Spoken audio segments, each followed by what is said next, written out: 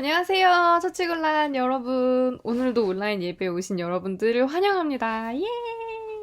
안녕하세요. 오늘 들어온 친구들은 들어왔다고 이렇게 댓글을 남겨주시면 저희가 그 시간에는 못 봐도 나중이라도 꼭 확인을 하거든요. 그러니까 들어오신 분들은 주저하지 마시고 안녕 인사해주세요. 저희 광고를 먼저 짧게 하자면 저희 현장 예배가 열리고 있습니다. 그래서 링크처치는 유성온천역 3번 출구에 있는 우리은행 건물 지하 1층 이음마트홀에서 같이 현장 예배를 드리고요. 보리떡 징검다리는 보리떡 어른들이 예배드리는 늘품 카페에서 11시에 출발해서 나눔가 기술이라는 회사 건물을 빌려서 함께 예배를 드리고 있습니다. 복잡하죠? 잘 모르겠으면 11시 15분까지 나눔가 기술이라는 회사로 가시면 주의전도사님과 재밌게 현장 예배 할 수 있으니까요. 현장에서도 온라인에서도 여러분 많이 만날 수 있으면 좋겠습니다. 자, 오늘은 낮은 곳으로라는 찬양을 함께 들어볼 건데요. 낮은 곳에서 섬기셨던 예수님의 마음을 기억하면서 함께 들어보고 오겠습니다. 안녕!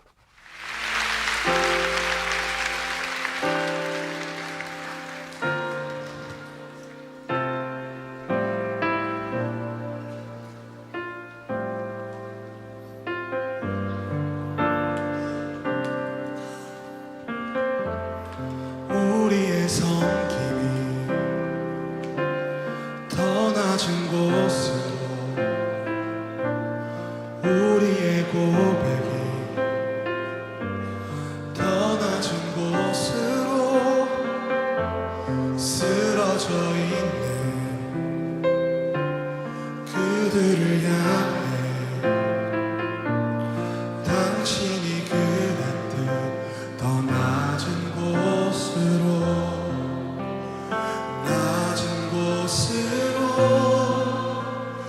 우릴 초대하네.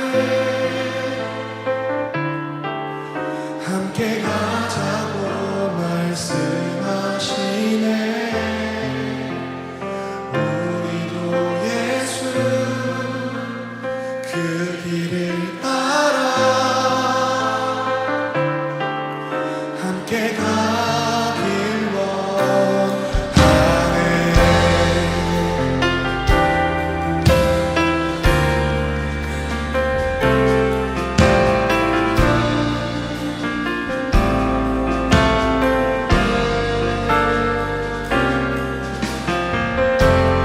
우리의 섬김이 더 낮은 곳으로 우리의 고백이 더 낮은 곳으로 쓰러져 있는 그들을 향해 당신이 그 낮은 곳으로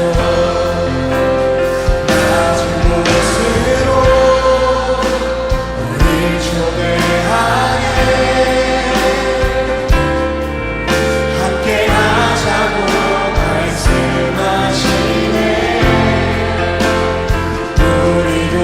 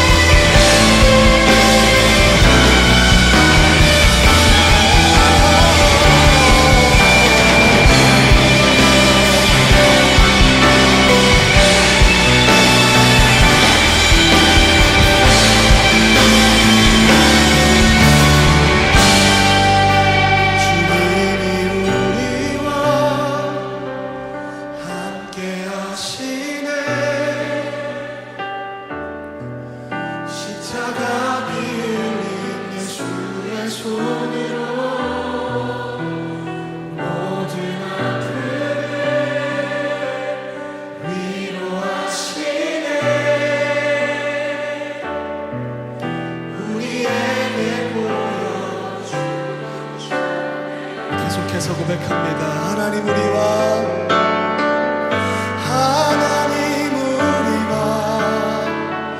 영원히 함께 하시네.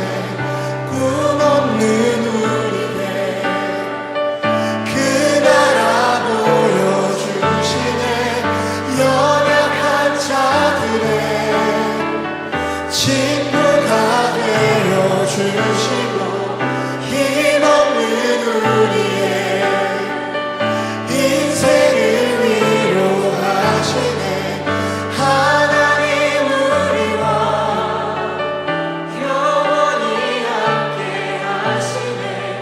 꿈 없는 우리에게 그 나라 보여주시네.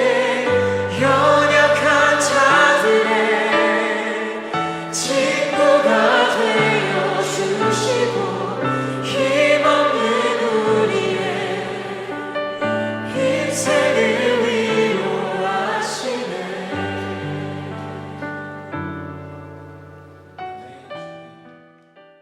안녕하세요. 오늘은 사울에 대한 이야기를 같이 나누어 보려고 합니다. 저희가 사무엘상에 대한 이야기를 전체적으로 나누고 있고요. 첫 번째로 지난주에 사무엘이라는 사람에 대한 이야기를 나누었고요. 오늘은 이스라엘의 첫 번째 왕인 사울에 대한 이야기를 나누어 보려고 합니다.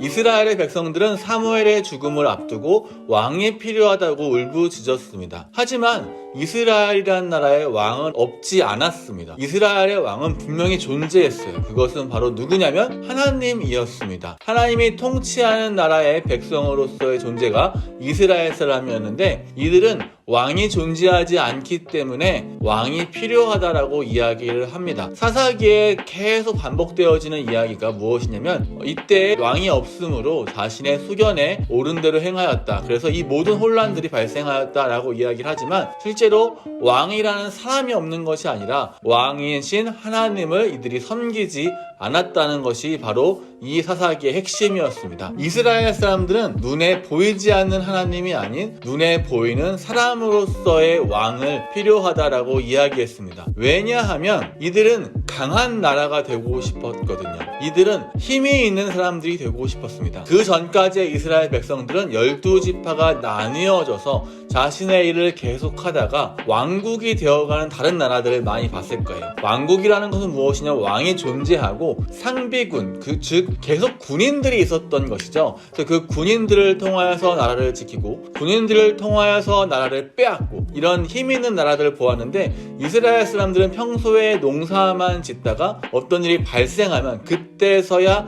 민간인이지만 하나님의 나라를 지키는 사람으로서 활약했기 때문입니다. 그렇기 때문에 이들은 자신들을 지켜줄 군인들, 자신을 지켜줄 왕의 존재를 굉장히 중요하게 여겼던 것 같습니다. 하지만 아까 말씀드렸듯이 이들은 왕이 존재했어요. 그 왕은 하나님이셨고요. 하나님은 이 백성들을 지키기에 충분한 능력이 있는 분이셨습니다. 하지만 이스라엘 사람들이 보기에는 주변의 국가들과 비교해봤을 때 자신들의 모습이 너무 초라해 보이거나 자신들을 하나님이 지켜주기에는 충분히 강해 보이지 않았던 것으로 보입니다. 그렇게 처음으로 세워진 왕의 이름은 사울이라는 사람이었습니다. 사울은 처음에는 하나님을 향한 겸손함을 가지고 있었습니다. 자신의 지파는 작고 자신의 아버지를 돕기 위하여 낙타를 찾기 위해 3일 동안을 돌아다니기도 했었고요. 자신을 죽이려고 자신을 음해하려는 세력들을 살려주기도 했습니다. 하나님의 선택 앞에서 겸손한 마음으로 따를 수밖에 없었고 처음부터 권력을 잡으려고 하거나 처음부터 자신이 이것을 어떻게 하면 이 사람을 통치하려고 하는 능력으로서 권력으로서 이 왕이라는 자리를 이용하진 않았습니다. 사울은 처음에는 굉장히 괜찮은 사람이었던 것 같습니다. 사울이 왕으로 기름을 부음받고 제비뽑기를 받은 다음에서도 사울은 계속 농사만 짓습니다. 농사만 짓는다는 건 무엇이냐면은 사람들도 사울을 그렇게까지 왕으로 인정하지 않았고 사울 자신도 자신이 왕이 되기 위하여 어떤 노력을 하지 않았다는 겁니다. 그러다가 어느 날 위기이자 기회가 찾아옵니다. 암몬 사람들이 길르안 야베스라는 곳에 침략을 하게 돼요. 그래서 다급해진 야베스의 장로들이 이스라엘 사람들에게 도움을 요청하게 되고 사울은 곧바로 다른 지파 사람들에게 싸움에 동참할 것을 요구합니다. 그리고 많은 사람들이 모이고 사울은 그 전쟁에서 크게 승리하게 됩니다. 이 승리를 통하여서 하나님께서 사울이 우리의 왕이 되길 원하신다. 사울이 우리를 지켜준다. 사울이 우리와 함께하기 때문에 이 나라는 이제 보호받을 것이다 라는 마음을 갖게 됩니다. 당시에 사울이 왕이 되는 것을 반대했던 여러 사람들이 있었다라고 하잖아요. 사람들이 이제 사울 때문에 너무 기분이 좋고 그러자 도대체 어떤 놈이 우리 사울 왕이 왕 되는 것을 반대하는 사람들을 우리가 죽여버리자 라고까지 이야기합니다. 그러자 사울은 아니다. 오늘은 기분 좋은 날이기 때문에 오늘은 이스라엘을 구원한 하나님의 날이기 때문에 사람을 죽이는 것이 옳지 않다. 그냥 우리가 파티를 즐기자라고 합니다. 이 이후의 행적들을 보았을 때 굉장히 사울스럽지 않은 모습이었어요. 왕이라는 것은 원래 자신을 반대하는 사람이 적을수록 할 수 있는 일들이 많아지잖아요. 그렇기 때문에 사실 이때 이것을 딱 처단하면은 사울을 좋아하는 사람들만 남게 되고 사울을 싫어했을 때 어떻게 됐는지에 대한 본보기가 되었기 때문에 사울의 왕권 강화를 위해서는 굉장히 중요한 일이었을 겁니다. 하지만 사울은 그것을 선택하지 않고 하나님의 날, 백성들, 이것을 훨씬 더 많이 생각하는 사람이었습니다. 즉 초기의 사울 왕은 백성들을 돌볼 줄 아는 사람이었다 라는 것을 우리가 볼 수 있습니다. 사울은 시간이 지나면서 처음 가졌던 그 마음을 많이 잊어버리게 됩니다. 하나님이 왕을 세운 가장 큰 이유, 이스라엘 사람들이 왕을 세워달라고 한 가장 큰 이유가 사무엘상 9장 16절 말씀에 있습니다. 내일 이맘때에 내가 베냐민 땅에서 한 사람을 내게로 보내리니 너는 그에게 기름을 부어 내 백성 이스라엘의 지도자로 삼으라.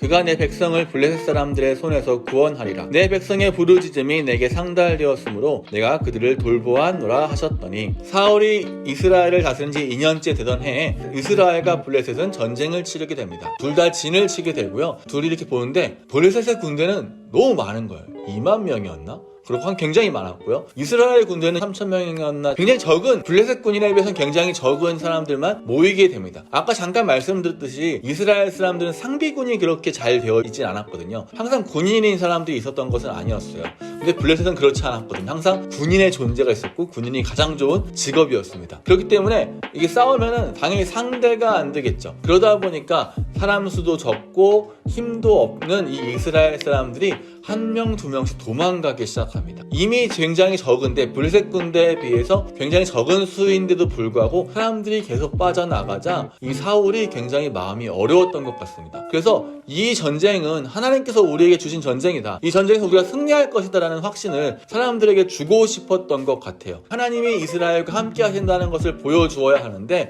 사울은 그것을 보여주기를 계속 지체하는 것이 굉장히 답답했던 것 같습니다. 왜냐하면 사람이 자꾸 없어지니까, 사람이 자꾸 도망가니까, 자꾸 탈영을 하니까 이미 적은데 더 적어지는 군인들을 보는 것이 굉장히 부담스러웠던 것 같습니다. 그래서 사울은 스스로 제사를 드리게 됩니다. 스스로 제사를 드리자마자 사무엘이 와서 이게 무슨 짓이냐 라고 하면서 사울을 굉장히 혼내는 모습을 보여줍니다. 이스라엘에서 건드리면 안 되는 게 있었거든요. 사울은 왕이었지만 하나님의 백성들을 통치하는 사람들이었지만 하나님의 예언자만 할 수 있다는 제사는 드리면 안 되는 거였거든요. 그것은 하나님의 영역이었거든요. 왜냐하면 왕이라는 존재는, 이스라엘의 왕, 하나님의 백성들의 왕이라는 존재는 하나님의 뜻을 행하는 사람이지 하나님의 뜻을 자기의 뜻대로 이끌어가는 사람은 아니었기 때문입니다. 하나님의 뜻을 듣기 위해서는 예언자가 필요했고 선지자가 필요했고 사무엘이 필요했는데 사울은 그런 것들보다 사람들이 빠져나가는 것이 훨씬 더 두려웠기 때문입니다. 사울은 하나님의 뜻을 그대로 실행하려 하기보다는 사울은 이 전쟁에서 승리하기 위한 도구로서 하나님을 사용하려 했습니다. 하나님을 도구로 사용하려 한 거죠. 이런 모습은 사울의 생애 전체에서도 굉장히 자주 나타나는 모습입니다. 온전한 제사를 드리기보다 하나님의 뜻을 구하려 하기보다는 자신의 뜻을 이루기 위해 하나님을 사용하고 하나님을 도구로 이용하려고 했던 사울의 모습을 볼 수 있습니다. 두 번째 전투는 아말렉과의 전투였는데요. 분명히 하나님께서 말씀하십니다. 아말렉과 싸우고 승리한 이후에 왕도 죽이고 다 죽이고 거기에 있는 모든 재산도 불살라 버려라 라고 말씀하십니다. 그럼에도 불구하고 사울은 전쟁에서 이긴 후에 왕도 살려주고 갖고 싶었던 좋은 것들은 다 빼놓습니다. 그것을 보고 사무엘은 또 한 번 화가 납니다. 아말렉은 전쟁에 굉장히 능숙한 민족이었고요. 아말렉은 다른 민족의 것을 빼앗아 왔던 민족이었거든요. 그렇기 때문에 하나님께서 유난히 싫어했던 민족 중에 하나였습니다. 그런데 이 민족을 없애라는 말을 사울이 듣지 않고 하나님의 뜻대로 순종하지 않습니다. 사무엘이 왜 그렇게 했냐라고 묻자 이 좋은 것들을 하나님께 드리기 위해서 그렇습니다 라고 말을 합니다. 그때 나왔던 유명한 성경 구절이 하나님은 제사보다 순종이 낫다 라는 말씀을 하게 됩니다. 이 일 이후에 하나님께서는 사무엘을 통하여서 사울을 버렸다라고 이야기를 합니다. 더 이상 사울을 이 땅에 왕으로 세우지 않을 거고 내가 다른 왕을 준비하겠다 라고 말씀하십니다. 그러자 사울의 반응이 굉장히 재밌습니다. 사무엘상 15장 30절 말씀을 보면요. 사울이 이르되 내가 범죄하였을지라도 이제 청하옵나니 내 백성의 장로들 앞과 이스라엘 앞에서 나를 높이사 나와 함께 돌아가서 내가 당신의 하나님 여호와께 경배하게 하소서 하더라. 하나님께서 분명히 사무엘을 통하여서 내가 너를 왕에서 내리겠다. 다른 왕을 준비하겠다라고 이야기를 하자 사울의 관심은 무엇이었냐면은 그거 괜찮아요. 좋습니다. 그런데 내 백성 앞에서 내 명예가 떨어지지 않게 해주세요. 내 백성 앞에서 내가 당신의 하나님께 경배하게 해주세요. 다른 장로들 앞에서 내가 있어 보이게 해주세요. 이렇게 사울은 이야기합니다. 이 모습을 보면서 사울은 하나님의 관심보다 하나님의 뜻보다 하나님의 행하심보다 하나님의 어떤 것보다는 하나님에게 관심 있는 것이 아니라 내 백성이라는 그 사람들에게 훨씬 더 관심이 있는 것을 볼 수 있습니다. 이스라엘 백성이라는 뜻은 하나님의 백성이라는 뜻이거든요. 하나님의 백성이라는 뜻은 하나님의 통치를 받는 사람이고요. 그런데 하나님의 백성을 사울은 내 백성이라고 표현합니다. 나의 백성.